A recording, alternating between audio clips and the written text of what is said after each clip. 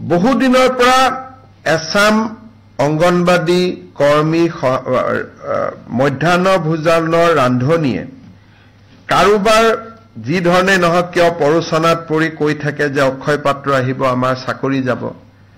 আমি সকলোকে বাৰে বাৰে কৈ আছিলোঁ যে বিশেষকৈ কিছুমান বাওঁপন্থী ৰাজনৈতিক আদৰ্শৰ লোক এই ৰান্ধনীসকলৰ মাজত সোমাই যায় আৰু আন্দোলন কৰিবৰ কাৰণে বাইদেউসকলক লৈ আহে।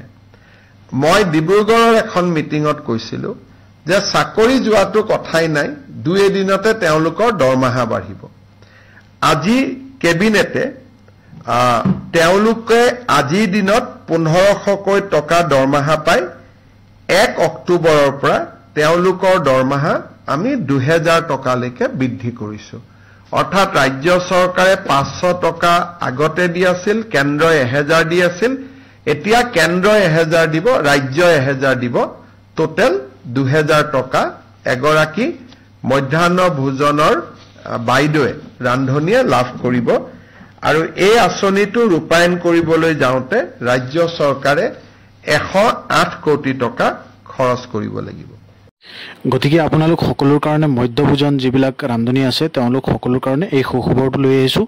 যিমান ৰান্ধনী বাইদেউসকল আছে সকলোকে এই ভিডিঅ'টো শ্বেয়াৰ কৰিব যাতে সকলোৱে এই ইনফৰমেশ্যনটো জানিব পাৰে। এইটো আজিৰ কেবিনেটৰ সিদ্ধান্ত গ্ৰহণ কৰা হৈছে।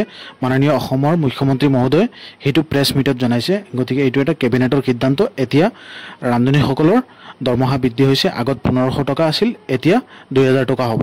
গতিকে এই গুৰুত্বপূৰ্ণ আপডেটটো মাননীয় মুখ্যমন্ত্ৰী মহোদয়ে প্ৰেছ বাৰ্তাত জনাইছে। আপোনালোক সকলোকে দেখুৱালোঁ।